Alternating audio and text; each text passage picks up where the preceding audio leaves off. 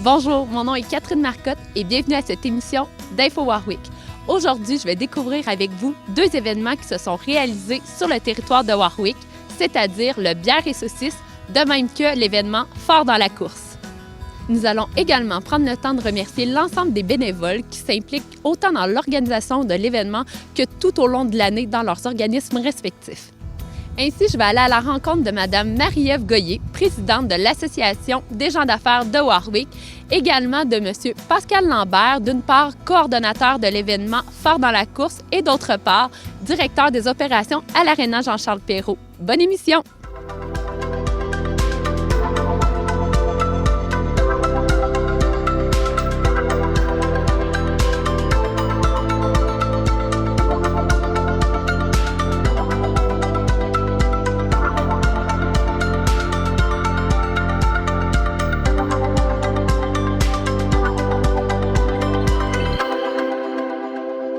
Bonjour Marie-Ève. D'abord, merci d'avoir accepté notre invitation. Aujourd'hui, on se rencontre pour faire le bilan du bière et saucisses de la dernière édition. Mais d'abord, j'aimerais ça qu'on parle de l'Association des gens d'affaires de Warwick dont vous êtes la présidente. Donc, d'abord, c'est quoi l'AGA? En fait, l'AGA, c'est l'Association des gens d'affaires de Warwick. Donc, c'est fait de membres qui font affaire sur le territoire de Warwick.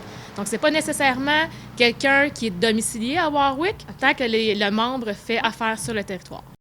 Puis, j'aimerais que vous me disiez d'où vient l'initiative de partir une association comme ça? En fait, à la base, ça a été un rassemblement de gens d'affaires qui ont décidé de partir une association pour s'aider entre eux, pour réseauter, pour s'aider dans des moments plus difficiles là, en entreprise. Donc, en gros, vous faites là, j'allais dire du PR, là, mais vraiment, c'est de développer son réseau de contacts. Entre autres, en fait, l'AGA fait beaucoup de choses. On fait aussi des dîners-conférences où on va faire une petite conférence sur l'heure du dîner avec des gens là, qui vont nous présenter qu'est-ce que les autres font, puis qu'est-ce qui peut nous aider, en fait, là-dedans, en entreprise, à cheminer. Il y a aussi différents événements au cours de l'année que, oui, c'est pour réseauter. D'autres événements aussi qu'on met en lumière, dans le fond, des membres de l'AGA. On a fait aussi des tournages là, avec des membres à chaque année. On fait ça avec la télé communautaire. Puis, j'aimerais que vous me disiez, c'est quoi qui différencie l'Association des gens d'affaires à, par exemple, une chambre de commerce? C'est quoi la différence? En fait, nous, on n'est pas membre du réseau des chambres d'affaires. Okay. Dans le fond, nous, on est vraiment une entité à part. On est vraiment un regroupement à part. On est indépendant, si on veut, en fait, là, puis on garde vraiment notre petit réseau à nous. Là. On trouve ça plus familier, en fait, d'être ensemble à Warwick. On a des fois des difficultés différentes où on vient auprès de nos membres cibler vraiment des problématiques ou les aider là, au niveau de leur entreprise, là, souvent que c'est plus petit un peu. Là. Puis, au niveau du CA, du conseil d'administration, est-ce que vous voulez me dire si c'est plus des bénévoles, dans le fond, c'est des entreprises, Comment ça fonctionne? Oui, en fait, notre CA, présentement, il est fait de 9 personnes, 9 membres, en fait, de l'Association des gens d'affaires de Warwick qui siègent sur le CA. Puis, c'est ça, en fait, ça se trouve être des membres, ça se trouve être des entreprises, dans le fond, qui sont membres de l'Association des gens d'affaires de Warwick. Puis, ils le font au niveau bénévole. Oui, exactement. C'est tout du bénévolat, autant la participation à nos CA, la participation aux événements, l'organisation, la planification de tout ça, c'est tous des gens qui sont bénévoles. Puis, au niveau des formations, dîner-conférences, est-ce que c'est aussi bénévolement que les gens s'impliquent? Oui, exactement. Tous les conférenciers qui viennent à nos formations, à nos dîners-conférences, c'est tous des gens qui sont bénévoles. OK. Puis, est-ce que vous voulez faire un petit topo de qui sont les membres de votre CA? Oui, en fait, j'aimerais ça prendre le temps de vous les présenter, en fait, parce que c'est souvent des gens qui travaillent un peu dans l'ombre, puis c'est des gens qui donnent énormément de leur temps bénévole. Donc, je vais vous prendre le temps de nommer mon CA, qui sont composés de 9 personnes. Donc, on a Pierre-Alexandre Gauthier, Kenwork Warwick, Centre du camion Gauthier. On a Maggie Nolin, Salon M au carré. Raymond Perrault, Botatera, artiste paysager. Pascal Lambert, de l'Aréna Jean-Charles Perrault. Guylaine Picard, distribution BSH. Mylène Lambert, de la Villa du Parc, groupe Patrimoine. Nathalie Beauchesne, OG-BC Sécurité. Marie-France Leroux, qui est également notre trésorière de chez Camital Revêtement Métallique. Et moi-même, Marie-Ève Goyer, qui est présidente et qui est copropriétaire des entreprises Au Petit Plaisir, Valorix et Dinao. Puis vous avez une nouvelle directrice générale. Est-ce que vous voulez nous la présenter brièvement? Oui, en fait, tout récemment, on a engagé Suzanne Gagnon, qui est notre nouvelle directrice générale, que vous allez pouvoir voir dans les futurs événements. Donc, c'est ça, c'est quelqu'un qu'on a embauché pour prendre la relève d'Emmanuel. Puis, c'est ça, on commence à la connaître. C'est quelqu'un de très enjoué, très compétente. Donc, au plaisir de faire que vous la rencontriez à le prochain événement. Super. Maintenant, aujourd'hui, on se rencontre ici au Pont-Couvert pour parler du bière et saucisse puisque l'événement se déroule ici, mais généralement à une autre saison. Ouais. Donc, j'aimerais que vous me disiez d'abord, c'est quoi le bière et saucisse? C'est quoi le but de faire un événement comme ça? En fait, le bière et saucisse, c'est un événement où ce qui se veut rassembleur. C'est l'événement qui rassemble tous nos membres ou même des gens qui sont non-membres. C'est vraiment un gros événement, le plus gros événement de l'année qui est le plus attendu. Les gens aiment vraiment se voir à ce moment-là de l'année pour pouvoir réseauter entre eux, voir où est-ce qu'ils sont rendus dans leur entreprise. Puis c'est aussi un moment pour déguster des bonnes bières accompagnées de bonnes saucisses. Tous des producteurs locaux. On pousse vraiment nos membres qui font de la production locale. Puis comment ça se passe la soirée, en fait, le déroulement? Le déroulement, en fait, il y a le petit cocktail à l'entrée au départ avec une bière accompagnée d'une saucisse, d'un producteur local également. Ensuite, il y a 2-3 autres services qui sont offerts. Toujours une saucisse offerte en accompagnement avec une bière. OK. Puis c'est quoi le plus grand défi que vous avez eu à traverser avec une organisation d'un événement comme ça? En fait, c'est l'endroit, je dirais. Ouais. L'endroit, l'organisation, organiser ça ici au Pont-Couvert, c'est quelque chose qui est assez difficile, qui demande beaucoup de temps d'échéancier pour pouvoir réaliser ça. Là. Beaucoup de petites choses là, qu'on peut ne pas penser qu'il faut penser. En fait, vous dites ça parce qu'il n'y a pas de ressources matérielles sur le site directement. Exactement. Tout ça, le ministère des Transports aussi qu'il faut regarder pour avoir l'autorisation, assurer la sécurité aussi de tous les gens qui vont assister. Puis aussi, c'est ça, il n'y a pas rien sur place, donc avoir une toilette sur place, l'éclairage, s'il pleut et tout ça. Là. Le système de son. Puis je pense aussi que vous faites un service de navette. Exactement. On a aussi un service de navette, donc on fait stationner les gens à l'aréna. Puis ensuite, on a des gens qui sont bénévoles également qui viennent porter les gens ici sur place au Pont-Couvert. Au niveau des retombées, est-ce qu'il y a des retombées économiques? Bien sûr, il doit y en avoir des retombées sociales aussi. En fait, les retombées économiques, c'est certain. Vu qu'on met de l'avant les producteurs locaux, c'est sûr que les gens découvrent parfois des nouvelles saucisses, des nouvelles bières, des nouveaux producteurs. Donc, c'est sûr que ça met de l'avant nos producteurs locaux, nos entreprises locales. Puis, est-ce qu'il y a des retombées sociales à l'événement?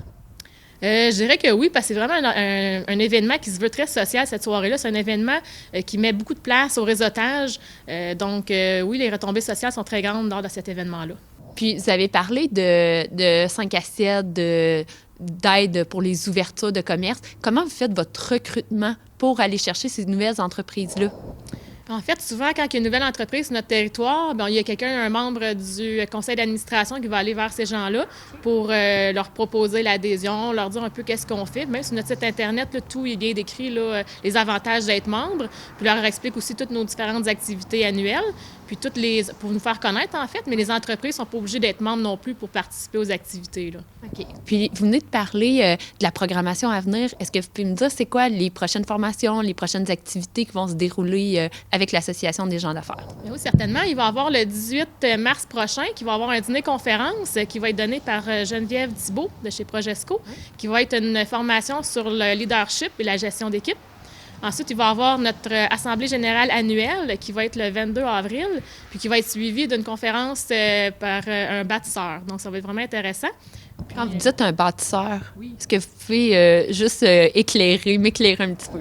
Oui, en fait, on essaie toujours de prendre des gens qui ont été des bâtisseurs de Warwick, okay. Des gens qui ont eu un impact sur l'économie de Warwick, en fait, qui ont quelque chose à raconter puis qui est tout le temps intéressant à entendre. Donc, à chaque année, depuis peu, en fait, on a choisi de faire ce type de conférence-là qui est donnée après notre AGA. Super. Merci beaucoup, Marie-Ève. Je me trouve en compagnie de Pascal Lambert, directeur des opérations à l'Aréna Jean-Charles Perrault, ainsi que coordonnateur de l'événement Fort dans la course. Bonjour Pascal. Bonjour Catherine. D'abord, merci d'avoir accepté notre invitation. Aujourd'hui, on se rencontre pour faire le bilan de la dernière édition de Fort dans la course. Ouais. C'est quoi Fort dans la course d'abord? Bien, Fort dans la course, c'est un événement familial qui est relié principalement à la course à pied et à la marche, parce qu'il y a un volet marche à pied. Mais c'est vraiment un événement familial qui se passe à Warwick. Puis, d'où est venue l'initiative de faire un événement de ce genre-là?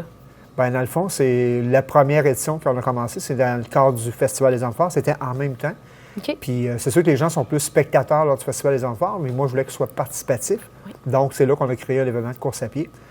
Puis la deuxième année, on a commencé à le faire une semaine après. La raison était que souvent, les gens ils venaient fêter le samedi soir, puis notre événement était le dimanche matin. Fait que coucher tard, puis la course à pied le matin, c'est pas toujours évident. Puis aussi, au niveau de l'infrastructure, de le sortir une semaine après, c'était plus facile pour nous au niveau matériel, puis au niveau de l'espace, parce que notre événement prend de l'ampleur aussi. Là. Fait qu'on l'a fait une semaine après maintenant, le Festival des Enfants. Oui, parce que le départ et l'arrivée se font à l'Aréna Jean-Charles Perrault. Exactement. J'aimerais vous me dire, c'est quoi les différents parcours de l'événement? Pour les enfants, on a le 500 mètres, OK. on a le 1 km, puis pour les plus vieux aussi, on a le 2,5 km. Fait que ceux qui n'ont jamais fait de course à pied, qui veulent débuter, 2,5, c'est accessible à tout le monde. Ils peuvent marcher, ils peuvent courir, ça leur appartient. On a le 5 km, on a le 10 km, 15 km, 21 et on a le 30 qui est en place. Puis, je mentionne que l'événement se fait, les courses, en fait, se font dans le rang des buts. Oui. Est-ce que ça vous démarque un peu des autres événements de course à pied? Oui, parce que dans le rang des buts, on le dit, c'est des buts. Donc, il y a des côtes, des descentes. Fait que ça s'appelle fort dans la course. Fait que pour faire ce défi-là, c'est intéressant. Comme entre autres, pour les gens qui font le 10 km, on appelle ça le baptême des buts. Fait qu'ils débutent dans le rang des buts. Ils font une petite partie dans le rang des buts, mais il y a quand même deux montées, deux descentes à faire. Ceux qui font le 15 km, c'est quand même un bon parcours parce que suite à les Rabières Petit Plaisir, il y a une montée qui se fait toute une côte, Là, tu te poses la question, est-ce que ça vaut la peine de marcher ou courir parce que c'est tellement difficile? C'est pas extrême, mais c'est difficile. Oui. Puis le 21 km, c'est la même chose. Ils se rendent quasiment jusqu'à la route 116 puis ils reviennent sur leur pas.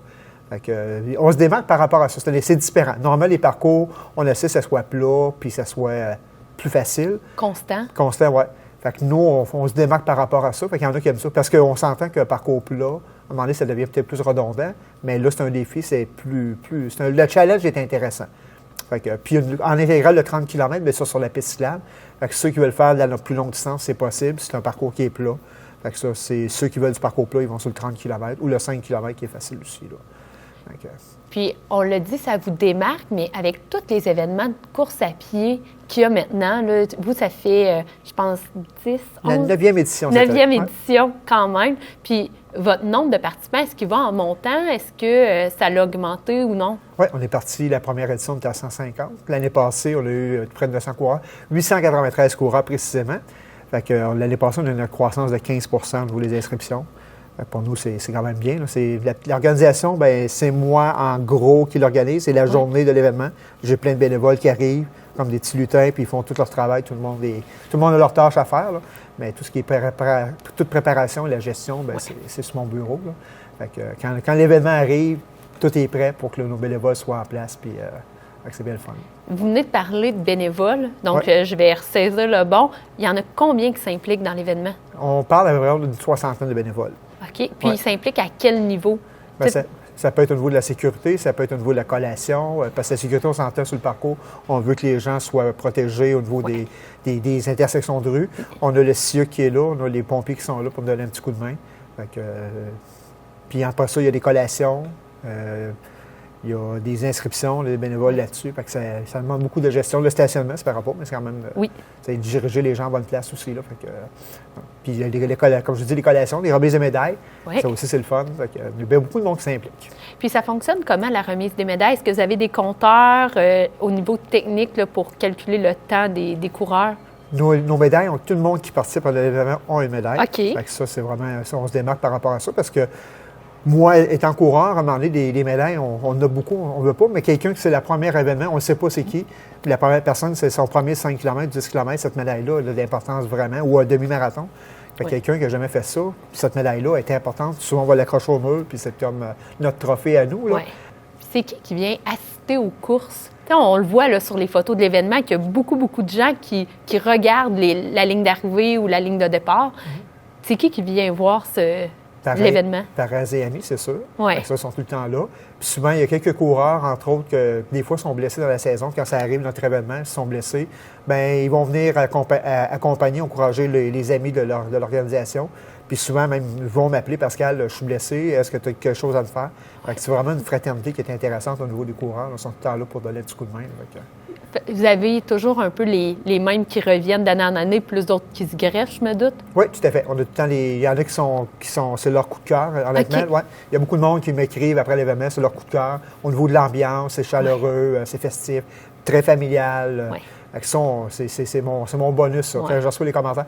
C'est sûr qu'il y a quelques petites anicroches qu'on reçoit, mais Oh. on se corrige en cours de route. Je pense que personne n'est parfait, mais en gros, honnêtement, là, pour être tout seul dans la gestion, je pense que je me lave les mains. Là. Je suis chanceux. Et au niveau de la sécurité, il faut faire attention avec les coups de chaleur, les affaires de même. Fait qu'on met tout en place, mais on ne souhaite pas que ça arrive. Mais quand ça arrive, si on est prêt, bien, tant mieux. C'est fait. On y a pensé. Là. Oui, au niveau de l'organisation, vu que vous êtes le coordonnateur de l'événement, c'est quoi les embûches que vous avez eues, les plus gros défis dans la gestion d'un événement de course à pied? C'est sûr, les bénévoles, c'est difficile à trouver maintenant. Bien, maintenant. De plus en plus, c'est plus difficile. Les gens sont occupés, ils sont impliqués dans beaucoup de choses. Notre façon, nous, qu'on a trouvé, c'est dans le fond, tous les profits qui nous restent à la fin. Moi, je paye tout ce qui est nos frais. Oui. Qu'est-ce qui nous reste comme profit? À ce moment-là, moi, je le répartis en fonction des organismes qui vont nous faire du bénévolat. OK. Comme par exemple, même temps, je prends les cadets de l'air qui sont venus faire du bénévolat. Il était à peu près, les autres, une vingtaine de jeunes répartis sur le parcours avec les parents. Puis on calcule les nombres d'heures, ils font à peu près 3-4 heures dans la journée. Puis tu vois, les autres, cette année, ils ont reçu un chèque de 1 250 $. Quand même. Même chose à l'école secondaire, il y avait un groupe de jeunes qui vont faire un voyage. Là, je pense que t'en es ici. Oui. Les autres aussi, ils étaient aux collations sur le parcours parce qu'on donne de l'eau, on donne du Gatorade pour ravitailler les coureurs. Ouais. Les autres aussi ont reçu un chèque de 1 200 $. OK. Le comité de solidarité, les autres sont responsables de l'inscription. Ah. Fait que quand les gens arrivent, ils vont chercher leur dossard. Ceux qui ne sont pas inscrits s'inscrivent sur place. Même chose, les autres, on a fait un chèque de 500 $.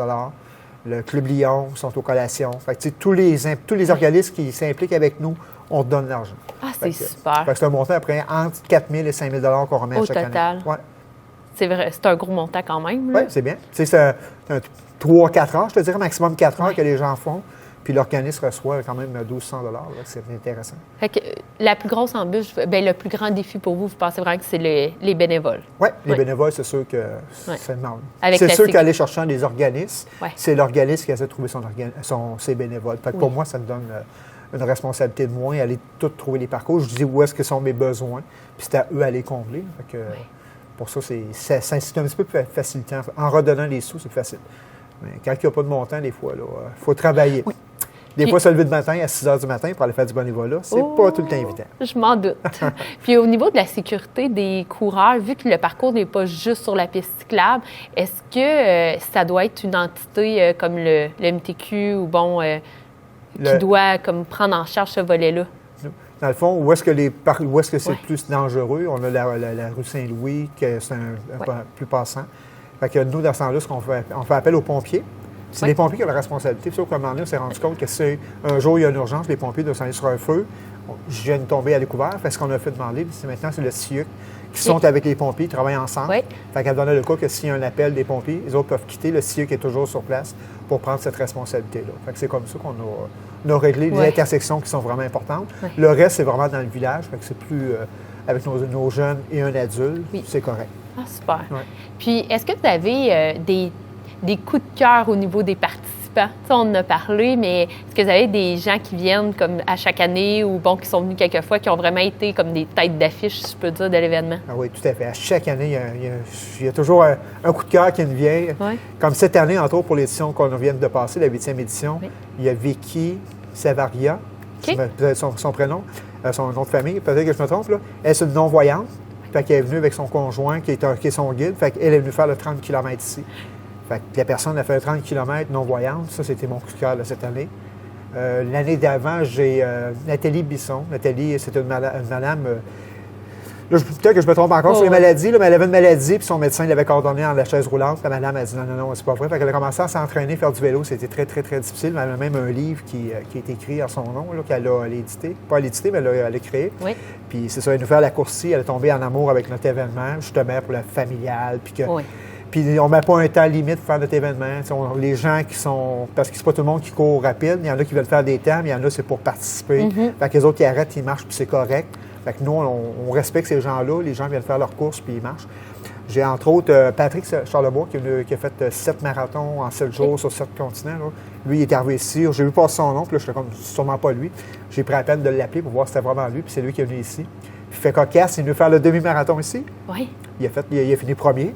Puis quand il a passé la ligne d'arrivée, il a continué, il a fait 2 fois la boucle du 21 km. Fait qu'il a fait ça. Il a fait un demi-marathon, pas un demi, il a fait un marathon à Warwick dans le rang des buts. Quand même! Oui, fait que quand il passait, il recroisait les autres coureurs, c'était des félicitations. Puis tout le monde s'encourage, c'est une fraternité, là, fait qu'on est vraiment, c'est vraiment le fun.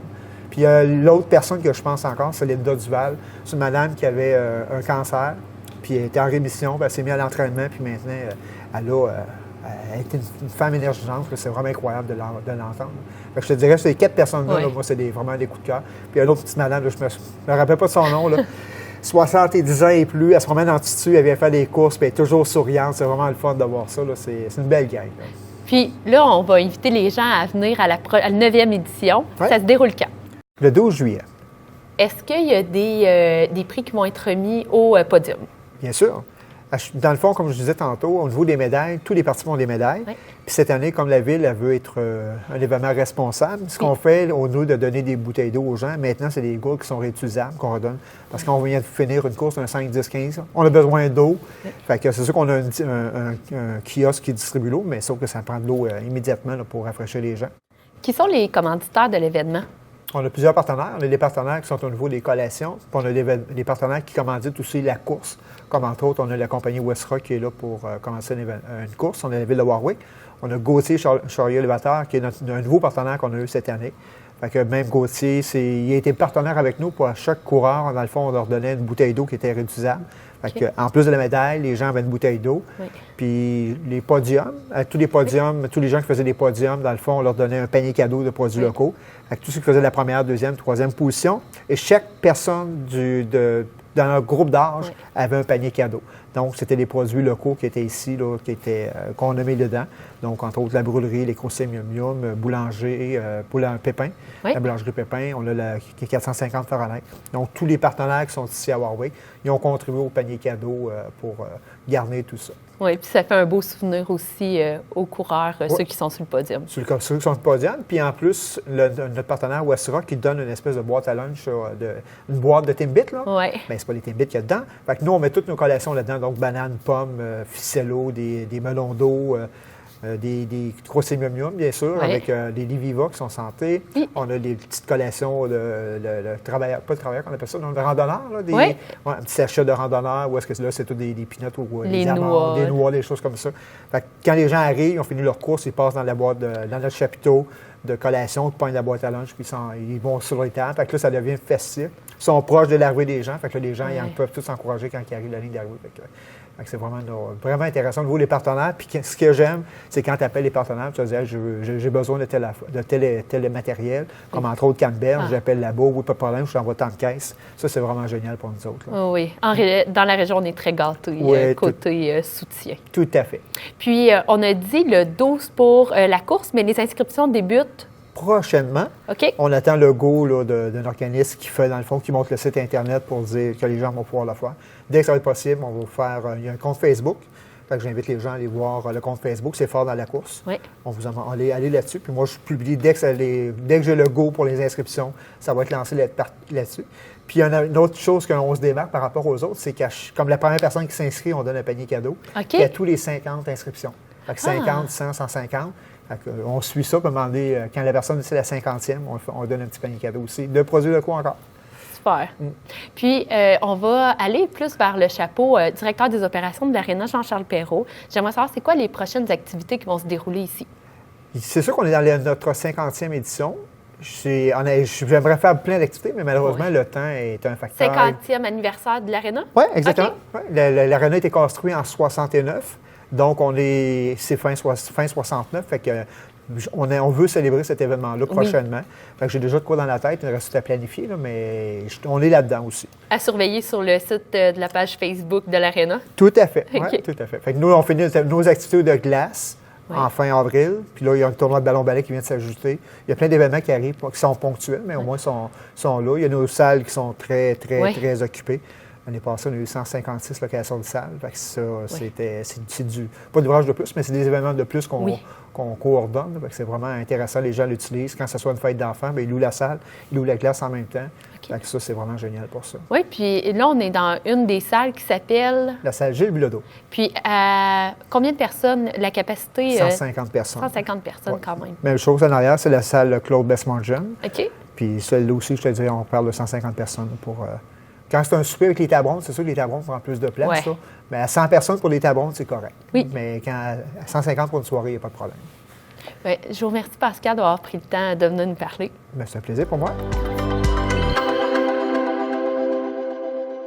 Dans les prochaines semaines, plusieurs événements se dérouleront à Warwick. Entre autres, on a le Jazz Manouche de la série culturelle le 9 février, le Derby marché IGA à Desrochers qui se déroule le 15 février, le bal des jours rouges de Warwick qui se déroule sur le terrain adjacent à l'aréna Jean-Charles Perrault le 16 février, puis il y aura la levée de fonds pour le Poco à Poco de la Maison musicale de Warwick le 22 février. Pour connaître l'ensemble des événements qui se déroulent sur le territoire de Warwick, je vous invite à consulter la page Facebook Ville de Warwick ainsi que notre site internet villedewarwick.québec. Je vous remercie d'avoir été à l'écoute et on se retrouve le mois prochain.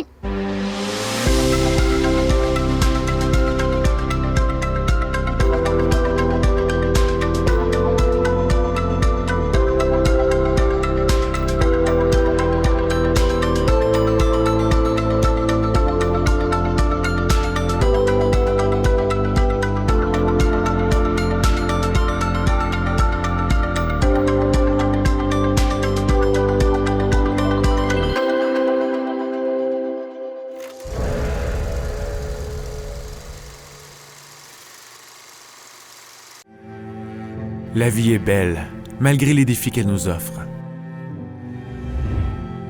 Les enfants aussi sont beaux, et ils amènent eux aussi leur lot de défis.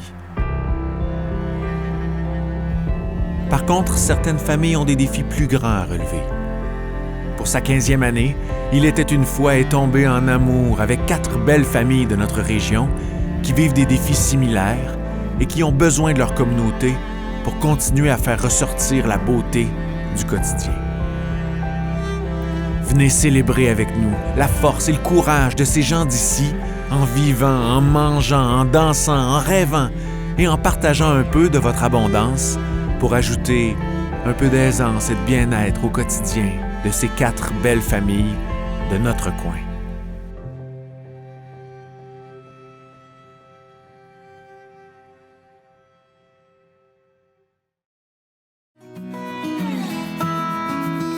Ça fait maintenant 2 ans que je suis bénévole ici. Moi, c'est parce qu'ici que j'aime le bénévolat ici, parce que c'est un esprit familial qui nous met tout à l'aise. Ça me valorise. Je me sens un petit peu important de travailler pour les gens qui m'ont donné un jour la chance, et c'est à mon tour de leur donner une chance de promouvoir leur talent. Je suis Gérard Saint-Cyr et je suis bénévole.